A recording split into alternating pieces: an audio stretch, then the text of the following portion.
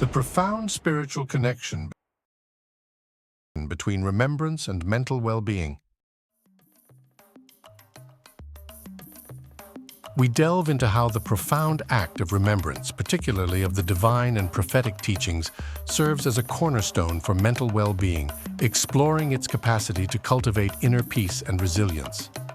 This concept illuminates remembrance not merely as a spiritual exercise, but as a vital practice for emotional and psychological fortitude, drawing parallels to the wisdom that guided past civilizations.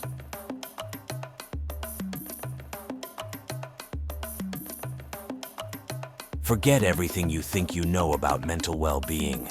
Forget the apps, the hacks, the quick fixes. What if the most powerful tool for inner peace isn't new at all? What if it's ancient? What if it's something humanity once practiced daily and slowly abandoned?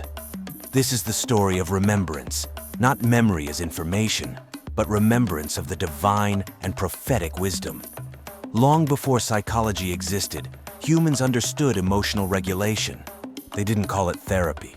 They called it remembering. Remembering God in fear. Remembering purpose in loss.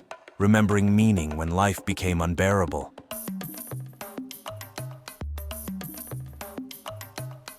Forget everything you think you know about mental well-being. Forget the apps, the hacks, the quick fixes. What if the most powerful tool for inner peace isn't new at all? What if it's ancient? What if it's something humanity once practiced daily and slowly abandoned? This is the story of remembrance, not memory as information, but remembrance of the divine and prophetic wisdom. Long before psychology existed, humans understood emotional regulation. They didn't call it therapy. They called it remembering. Remembering God in fear. Remembering purpose in loss. Remembering meaning when life became unbearable. Ancient civilizations knew something modern society is only rediscovering. A restless mind is not healed by distraction, but by direction. Today, anxiety is everywhere. We scroll to escape it. We stay busy to avoid it. Yet it keeps growing. Depression, burnout, and emotional exhaustion rise, even with more tools than ever before. So we ask the real question: are we healing the mind while ignoring the soul? Across prophetic traditions, remembrance was never optional. It was survival. Prophets didn't just teach belief. They taught how to stay emotionally grounded in unstable worlds. In Islam, this practice is called dhikr, remembrance of God. Not ritual, not empty repetition, but conscious return. The Quran states, "Verily, in the remembrance of God do hearts find rest." Not escape, not distraction, but rest, even in hardship. These teachings were born in times of war, hunger, and persecution. Yet the people who lived them remained resilient. Because remembrance anchors the heart beyond circumstances. Modern neuroscience now confirms what prophets taught centuries ago. Meaningful repetition calms the nervous system. It lowers stress hormones. It slows the breath. It quiets intrusive thoughts. Ancient people didn't need science to prove it. They felt it. They knew when the mind spirals, the heart needs something higher to hold on to. Imagine standing alone. No certainty, no protection, no comfort.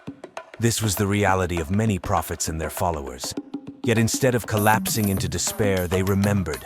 They repeated divine names. They recalled promises. They reflected on meaning, not fear. Remembrance didn't erase suffering, it transformed it. Fear became trust. Pain became purpose. Isolation became connection. This is what modern culture often misses. Remembrance is not passive. It doesn't deny pain. It places pain inside a larger story. A story where hardship isn't meaningless and the soul isn't alone. Today we're told to find strength within ourselves. Prophetic wisdom taught something different. Strength comes from orienting yourself beyond yourself. When the ego is no longer the center, loss becomes survivable, failure becomes bearable, uncertainty becomes tolerable. This is emotional resilience. Prophets taught remembrance not just in prayer, but in daily life, while walking, while working, before sleep. During fear, simple words, short phrases, repeated with awareness, each repetition whispered the same truth. You are not alone. You are not in control, and you don't have to be. You are held, you are seen, you are guided. Compare that to modern stress, the pressure to control everything, optimize everything, be everything. No wonder the mind collapses. Remembrance lifts that burden. It replaces control with trust. And here's the secret. You don't have to abandon modern life to remember. Remembrance meets you where you are, in traffic, in grief, in joy, in silence. One moment of remembrance can interrupt anxiety. One breath tied to meaning can ground the mind. Entire civilizations once centered life around this practice, not because it was mystical, but because it worked. They knew emotional health wasn't about comfort, it was about orientation. Who am I? Why am I here? What matters when everything falls apart? Remembrance answered those questions daily. So maybe the real question isn't, what new solution will save us, but rather, what ancient wisdom did we abandon too quickly? What if peace doesn't come from adding more, but from returning to meaning, returning to humility, returning to remembrance? In a world louder than ever, stillness is revolutionary. In a culture obsessed with control, surrender is radical. And in an age of anxiety, remembering the divine is power, because when you remember God, you remember who you are.